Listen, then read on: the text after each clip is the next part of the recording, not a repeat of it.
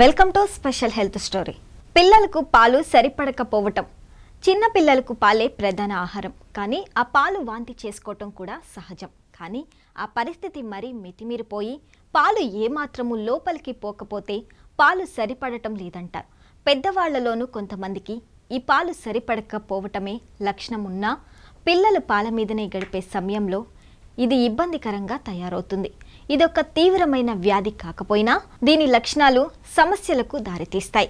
పాలలో ఉండే లాక్టోజ్ అనే చక్కెర రూపాన్ని పూర్తిగా జీర్ణం చేసుకోలేకపోవటమే ఈ పాలు సరిపడకపోవటం అనే సమస్య. దీనివల్ల పాలు తాగినా, పాల ఉత్పత్తులు తిన్నా డయేరియా, గ్యాస్, పొట్ట ఉబ్బటం లాంటి సమస్యలు వస్తాయి. ఇది ప్రమాదకరం కాకపోయినా దాని లక్షణాలు అసౌకర్యానికి గురిచేస్తాయి. చిన్న పేగుల్లో ఉత్పత్తి అయ్యే లాక్టేజ్ అనే ఎంజైమ్ లోపం వల్ల సాధారణంగా ఈ సమస్య వస్తుంది. పాలు తాగిన, పాల ఉత్పత్తులు తిన్నా అరగంట మొదలుకొని 2 గంటల్లోనే అది సరిపడని లక్షణాలు కనపడతాయి. అయితే పాల ఉత్పత్తుల వల్లనే ఇలా జరుగుతున్నదా అని ముందుగా నిర్ధారించుకోవాలి. ఇలాంటి లక్షణాలు కనపడినప్పుడు అంతకు ముందు తిన్న ఆహారాన్ని గుర్తు చేసుకుంటే తెలుస్తుంది. చిన్న పేగు తగినంత లాక్టేజ్ ఎంజైమ్ను ఉత్పత్తి చేయలేకపోవటం వలన పాలలోని లాక్టేజ్ను జీర్ణం చేసుకోలేని పరిస్థితి ఏర్పడుతుంది. మామూలుగా పాలలోని చక్కెరను గ్లూకోజ్, గాలాకోస్ట్ అనే 2 సరళమైన చక్కెర పదార్థాలుగా విడగొట్టడానికి లాక్టేజ్ ఎంజైమ్ పనికొస్తుంది.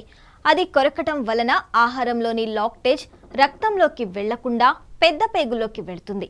అది అక్కడి బ్యాక్టీరియాతో కలవటం వలన మనకు డయేరియా, గ్యాస్, కడుపు ఉబ్బటం లాంటి లక్షణాలు కనపడతాయి. అయితే ఈ సమస్య 3 రకాలుగా ఉంటుంది. మొదటిది పూర్తిగా పాల మీద ఆధారపడే చిన్నపిల్లల్లో కనపడుతుంది.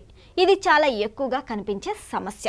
కేవలం పాల ద్వారా మాత్రమే పోషకాలు అందుకుంటాయి కాబట్టి ఈ సమస్య తీవ్రత పిల్లల్లో ఎక్కువగా ఉంటుంది. అయితే పాల స్థానంలో ఇతర ఆహార పదార్థాలు తీసుకునే కొద్దీ సమస్య తగ్గిపోతుంది. ఇక రెండో రకం సమస్య ప్రధానంగా లాక్టేజ్ ఉత్పత్తి తగ్గటం వలన వస్తుంది. చిన్న పేగుకు గాయం కావటమో, ఏదైనా సర్జరీ జరగటమో కారణంగా లాక్టేజ్ ఉత్పత్తి తగ్గవచ్చు. అలాంటప్పుడు లాక్టేజ్ ఉత్పత్తి పెంచడానికి చికిత్స చేయవచ్చు. అయితే ఇది కొంత సమయం తీసుకుంటుంది. కొన్ని అరుదైన సందర్భాలలో కొంతమంది పిల్లలకు పుట్టకతోనే పాలు సరిపడని పరిస్థితి రావచ్చు. ఇది జన్యుపరంగా సంక్రమిస్తుంది. పాలు గాని, పాల ఉత్పత్తులు గాని సరిపడని పరిస్థితి రావటానికి దారితీసే అంశాలను గమనించటం చాలా ముఖ్యం. నిజానికి ఈ సమస్య ఎక్కువగా పెద్దవాళ్లలోనే ఎక్కువగా కనిపిస్తుంది. చిన్న పిల్లల్లో కనిపించినా కొంత తక్కువనే చెప్పాలి. నెలలు నిండకుండా పుట్టిన పిల్లల్లో లాక్టేజ్ తక్కువ స్థాయిలో ఉండటం వలన ఇలా జరగవచ్చు. చిన్న పేగు ఎదుగుదల చివరి 3 నెలల్లో ఉంటుంది కాబట్టి లాక్టేజ్ ఉత్పత్తి చేయగలిగే లక్షణం ఇంకా పుంజుకోకపోవటం వలన అలా జరుగుతుంది.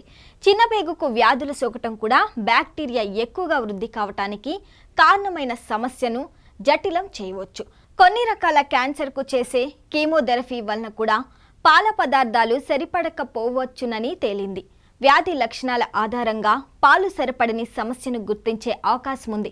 పాల వాడకం తగ్గించినప్పుడు ఎలా ఉందనేది కూడా వ్యాధిని గుర్తించడానికి ఉపయోగపడుతుంది. అయితే కొన్ని పరీక్షల ద్వారా కూడా వ్యాధిని నిర్ధారిస్తారు. లాక్టోజ్ అధికంగా ఉండే ద్రవణం ఇచ్చి తాగమంటారు. 2 గంటల తర్వాత రక్త పరీక్షలు జరిపి రక్తంలో గ్లూకోజ్ స్థాయిని లెక్కగడతారు.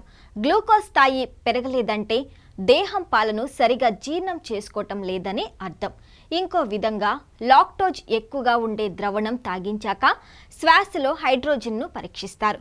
లాక్టోజ్ జీర్ణం కాకపోతే ద్రవణం పులిసిపోయి ఊపిరి వదిలినప్పుడు హైడ్రోజన్ తదితర వాయువులు బయటకొస్తాయి. దాన్ని బట్టి పాలు సరిపడటం లేదని అర్థమవుతుంది. అయితే చిన్న పిల్లలకు ఈ పరీక్షలు చేయటం సాధ్యం కాదు కనుక మలం శాంపిల్స్ను పరీక్షిస్తారు. జీర్ణం కాని లాక్టోజ్ వలన లాక్టిక్ ఆమ్లం తయారవుతుంది కనుక శాంపిల్స్లో అది ఎక్కువగా ఉంటే సమస్య తెలిసిపోతుంది. పిల్లల్లో పాలు సరిపడినప్పుడు సమస్య ఏర్పడినప్పుడు అప్పటికప్పుడు లాక్టేజ్ ఉత్పత్తిని పెంచి ఆ సమస్యను పరిష్కరించడం సాధ్యం కాకపోవచ్చు. కానీ దాని వలన కలిగే అసౌకర్యాన్ని మాత్రం చాలా వరకు తగ్గించే అవకాశం ఉంది. ఒకేసారి ఎక్కువ పాలు తాగటం లేదా పాల ఉత్పత్తులు తినటం మానేసి కొద్దిగా మాత్రమే పాలు ఇవ్వటం ఒక పరిష్కార మార్గం. లాక్టోజ్ తగ్గించిన పాలు, ఐస్ క్రీమ్ లాంటివి మాత్రమే ఇవ్వాలి. వాడుతున్న దాన్ని బట్టి ఏది ఎంత పరిణామంలో తీసుకున్నప్పుడు సునాయాసంగా అరుగుదల ఉంటుందో తెలుస్తుంది కాబట్టి అందుకు అనుగుణంగా ఆహారం ఇవ్వాలి. పాలు పదార్థాలు అసలు ఇవ్వకపోవటమా, తక్కువ మోతాదులో ఇవ్వటమా అనేది నిర్ణయించుకోవాలి. పాలు ఇవ్వటం మానేయటం వలన కాల్షియం అందదని భయపడే వాళ్ళు కాల్షియం లభ్యమయ్యే ఇతర ప్రత్యామ్నాయాలు ఎంచుకోవాలి. అదేవిధంగా పాల ద్వారా లభించే విటమిన్ డి కూడా ఇతర పదార్థాల ద్వారా పొందగలగాలి. ఇప్పుడు మార్కెట్లో లాక్టేజ్ రహిత ఉత్పత్తులు దొరుకుతున్నాయి. లాక్టేజ్ ఎంటైమ్ టాబ్లెట్స్, డ్రాప్స్ వలన పాల ఉత్పత్తులను జీర్ణం చేసుకోవటం సులువవుతుంది. అందుకే డాక్టర్ను సంప్రదించి లక్షణాలను వివరిస్తే వ్యాధి నిర్ధారించి అవసరమైతే పరీక్షల ద్వారా నిర్ధారించి తగిన పరిష్కార మార్గం సూచిస్తారు. పాల వల్లనే అలా జరుగుతున్నట్లు తేల్చుకోవాలంటే కొద్ది రోజులు వాటి వాడకం మానేసి చూడాలి. మానేసేటప్పుడు ఎలాంటి లక్షణాలు కనపడలేదంటే పరిమాణం తగ్గించి ఫలితం చూడాలి. అప్పుడే సరైన పరిష్కారానికి డాక్టర్ కూడా ప్రయత్నించడానికి వీలవుతుంది.